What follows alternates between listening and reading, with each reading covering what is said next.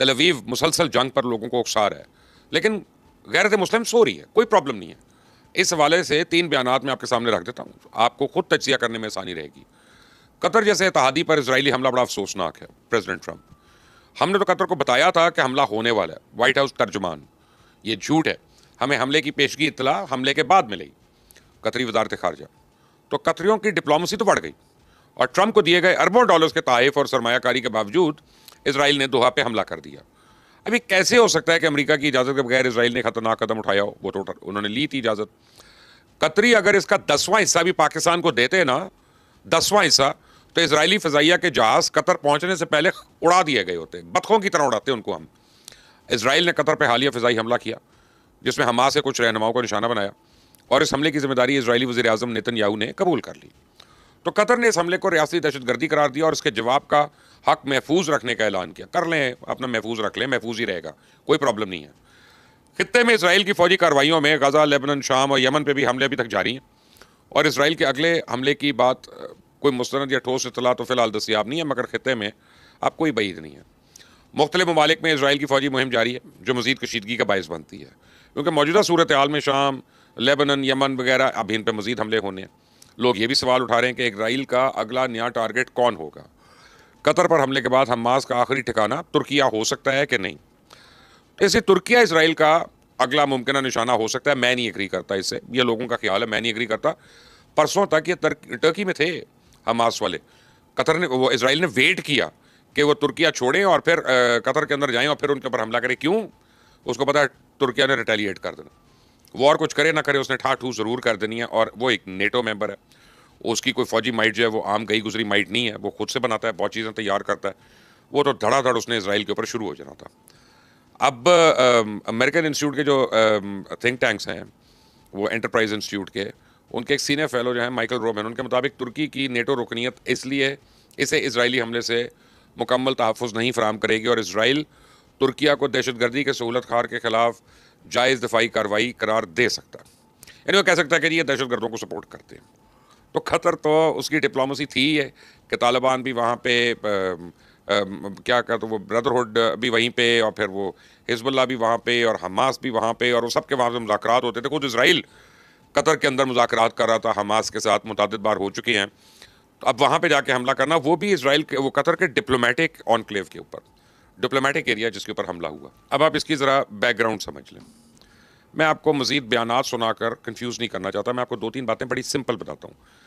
सबसे पहला, जो हमास का लीडर मारा गया था वो यूएई के अंदर मारा गया था। मुस्लिम उम्मा ने कंडेम किया था, कुछ नहीं किया था। उसके बाद ईरान के अंदर आपने इस्माइल हानिया की शहादत देख ली कि किस तरह से हुई, कंडेम किया, कुछ नहीं हो रहा। लेकिन असल मसला उस वक्त हुआ जब जॉर्डन के ऊपर हमला करके इसराइल ने बोलान हाइट्स या गोलान हाइट्स उनके ऊपर कब्जा कर लिया। वहाँ से सारा जॉर्डन का पानी आता था, उसे पानी के ऊपर पूरा कब्जा कर लिया। किसी ने उफ तक नहीं की है, किसी ने चूं चरा नहीं की है। और आज जॉर्डन जो है वो अपनी कंजम्पशन के लिए पानी जो है इसराइल से पैसे देकर ले रहा है, जो उसका अपना पानी है, उसके अपने मुल्क का, उसका अपना निकलता है वहाँ से, वो भी उनसे ले रहा है। तो कोई इस पर नहीं कर रहा था। अब कल जब ये जहाज़ गए हैं इसराइल के कतर के ऊपर हमला करने के लिए, तो 15 जहाज़ थे, 10 ने जाके अटैक किया, 5 ने कवर दिया उसको। बेसिकली वो किस किस मुल्क से गए होंगे या हो सकते हैं, या जो बताया जा रहा है वो गए हैं जॉर्डन के ऊपर से, सीरिया के ऊपर से, इराक के ऊपर से और सऊदी अरेबिया के ऊपर से। तो कॉरिडोर में कौन इस्तेमाल हुआ? कोई गैर मुस्लिम मुल्क है? नहीं। कोई इसराइल का दोस्त मुल्क है? पता नहीं, आप लोग बता सकते हैं कौन कौन दोस्त है, कौन कौन नहीं है। लेकिन ना उसको रोका गया, ना उसको टोका गया, ना उसकी वार्निंग दी गई। यानी ये तो हो ही नहीं सकता ना कि सऊदी एवैक्स उन्होंने उनको डिटेक्ट ना किया हो। आखिर पूरी दुनिया का सबसे अच्छा इक्विपमेंट उनके पास है और उनकी इस बात पे उन्होंने यमनीस के ऊपर कितने अटैक किए थे, याद करें, किस किस नस्ल का अटैक नहीं किया था। ये तो नहीं हो सकता कि वो उन तैयारों को रीफ्यूल ना करना पड़े। मैं एज अ पायलट आपको बता रहा हूँ, कहीं ना कहीं वो रीफ्यूल हुए हैं, चाहे वो अमेरिकन ने किए हैं चाहे किसी और ने किए हैं, लेकिन वो रीफ्यूल हुए हैं जहाज़, वरना वो वापस नहीं आ सकते, वो गिर जाएंगे कहीं रास्ते में ही। अभी सब कुछ हो रहा है तो अब मजम्मती बयानात आ रहे हैं। मजम्मत का क्या फ़ायदा? मजम्मत का क्या फ़ायदा? एक एक करके मेरे हिसाब से हर एक की बारी आनी है। यही कतर जो इतने तोहफे तहफ़ और 400 मिलियन डॉलर के जहाज़ गिफ्ट करना, ये करना, ये पाकिस्तान के साथ इसने मुआहदा किया हो अपनी डिफेंस का, अपने तहफ़्फ़ुज़ का। और आप देखें, मैं शर्त लगाता हूँ इसराइल की हिम्मत नहीं है कि वहाँ पे आ जाए। ये देख नहीं सकता कतर की तरफ, देख नहीं सकता किसी और मुल्क की तरफ जिसके साथ पाकिस्तान का पैक्ट हो। क्यों? उसको पता है पाकिस्तान की क्या कैपेबिलिटी है। और पाकिस्तान ने अब ये कहना कि इसराइल बड़ा है, इसराइल ताकतवर है, तो आप कतर की एयरफोर्स देख लें, रफाइल्स उनके पास हैं, F-15 उनके पास हैं, F-16 उनके पास हैं, पता नहीं पेट्रियट मिसाइल उनके पास है, अमेरिका का एयर डिफेंस सिस्टम उनके पास है, खुद अमेरिका का सबसे बड़ा बेस वहाँ पे है, लेकिन इनको पता भी नहीं चला। यानी एक तो होता है ना कि वो आ रहा है, आपने रिटेलिएट किया, मिसाइल ने चले हिट कर दिया, कोई नहीं, मिसाइल नहीं रुका, कोई बात नहीं, लेकिन आपने तो हिले भी नहीं, आप अपनी क्रूजरों में ही घूमते रहे बाद में। तो अब तो साबित ही हो गया कि कतर की जो पुलिस है कम से कम वो उसकी फौज से बेहतर है, क्योंकि वो पकड़ तो लेती है लोगों को वहाँ पे, वो कानून की खिलाफ वर्जी करने वालों को पकड़ तो लेती है। इनकी फौज तो कुछ नहीं कर सकी, इनकी एयरफोर्स तो कुछ नहीं कर सकी, वो तो बस बैठे बैठे वहाँ पे अपना मजम्मती बयानात दे रही है, उनके दफ्तर खारजा, वजारत खारजा जो है। यही हाल बाकी अरब ममालिक का भी होना है। आज उसने कतर के डिप्लोमेटिक एरिया पे हमला कर दिया। दो एक ही शहर है दोहा, जिसको आपने बचाना था वो तो आपसे बच नहीं सका, उसका तो आप बदला ले नहीं सके तल अवीव से। तो अब आपने बाकी क्या आपकी सॉवरेनिटी और क्या आपकी बातें कि हम बड़े सेफ मुल्क हैं। कल उसने पानी के लिए जॉर्डन का ऊपर हमला किया, जॉर्डन का पानी ले गया, जब गैस चाहिए होगी कतर की गैस भी ले जाएगा, जब तेल चाहिए होगा किसी का तेल भी ले जाएगा। और ये ना सोचे कि मेरी बारी नहीं आएगी, मैं अंदर से मिला हुआ हूँ, सबकी बारी आनी है, इनमें से एक एक करके इन सब की बारी आनी है। और ये मैं आपको बताऊं कि ये तब तक होता रहेगा ड्रामा सिलसिला जब तक नेतन्याहू रिमूव नहीं होता है, क्योंकि नेतन्याहू खुद इजराइल के अंदर उसके खिलाफ बहुत बड़ी तहरीक है। उसके ऊपर कहते हैं कि इसने साल साल से करप्शन की है, लोगों को मरवाया है, फिर करप्शन की है, फिर गंद की है, करप्शन की है। और यह है कि जिस वक्त सुकून होगा तो वो फ़ौरन उसका एहतसाब शुरू हो जाएगा, वोट ऑफ नो कॉन्फिडेंस शुरू हो जाएगा। तो अब उनकी जो वॉर काउंसिल है वो कहती है कि जी हालत जंग में है, तो अभी आप इन चीज़ों को रोक दें, तो वो नेशनलिस्ट लोग हैं, नेशनल इंटरेस्ट में वो रुक जाते हैं। तो वो हर जगह अनप्रोवोक्ड हमले कर रहे हैं। बुलाया था उनको, हमास को वहाँ पे मुज़ाकरात के लिए बुलाया था, और फिर उनके ऊपर हमला कर दिया। तो इससे गलत या बुरी मिसाल तो दुनिया में कहीं नहीं होगी शायद। तो अक़वाम मुत्तहिदा क्या कर रहा है? अक़वाम मुत्तहिदा वही करेगा जो उसको कहा जाएगा, यानी कुछ नहीं करेगा। हाँ, कंडेम कर देगा, बुरा कह देगा, अमन के लिए बुरा कह देगा, मिडल ईस्ट के लिए बुरा कह देगा, दुनिया के लिए बुरा कह देगा, करेगा कुछ नहीं। अक़वाम मुत्तहिदा सैंक्शंस नहीं लगाएगा कोई इसराइल के ऊपर।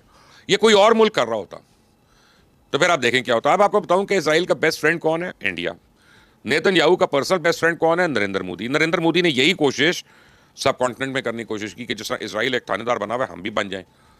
उसने एक फॉल्स फ्लैग ऑपरेशन किया, और उसके बाद उसने पाकिस्तान के ऊपर हमला करने की जसारत की। उसको एक की जगह चार चार कस के पड़ी, कस कस के मारा उसको। 11 गुना बड़ा मुल्क, 5 गुना ज़्यादा वसाइल, बल्कि शायद उससे भी ज़्यादा हो, $4 ट्रिलियन की इकॉनमी, $950 बिलियन उसका फॉरेन एक्सचेंज का रिजर्व, और कौड़ी कौड़ी कर दिया पाकिस्तान ने उसको। पाकिस्तान वो मुल्क जिसकी मईशत के बारे में हर एक को धड़का लगा रहता है। पाकिस्तान वो मुल्क जहाँ पे हर एक को धड़का होता है कि पता नहीं लोग एक हैं कि नहीं हैं, आपस में लड़ाई तो नहीं कर रहे, ये तो नहीं कुछ सिंधी पंजाबी बलोच पश्तून। लेकिन जब पाकिस्तान के ऊपर वक्त आया तो अल्हम्दुलिल्लाह सारे पाकिस्तानी इकट्ठे हो गए। और आज कतर के ऊपर ये वक्त आया, आप पूरी दुनिया में, मैंने तो कहीं पे एक कतरी का एहतजाज नहीं देखा। चलो कतर के अंदर क्या तुमने करना, तुम इंग्लैंड में कर सकते हो, अमेरिका में कर सकते हो, फ्रांस में कर सकते हो, जर्मनी में कर सकते हो, किसी और मुल्क में कहीं इजरायली सफारत खाने के आगे गाड़ी लेके खड़े हो जाओ, हॉर्न बजा दो 4 दफ़ा। तुम नारे नहीं मार सकते, हॉर्न बजा दो, पा पा पा। नहीं है हिम्मत तुम्हारी, तुम में से किसी की हिम्मत नहीं है, और तुम सबकी बारी आनी है। ये 1967 से, अगर आपकी उम्र कम है तो आपको शायद मेरी बात कहानी लगे, आपने किसी बड़े से पूछा ना।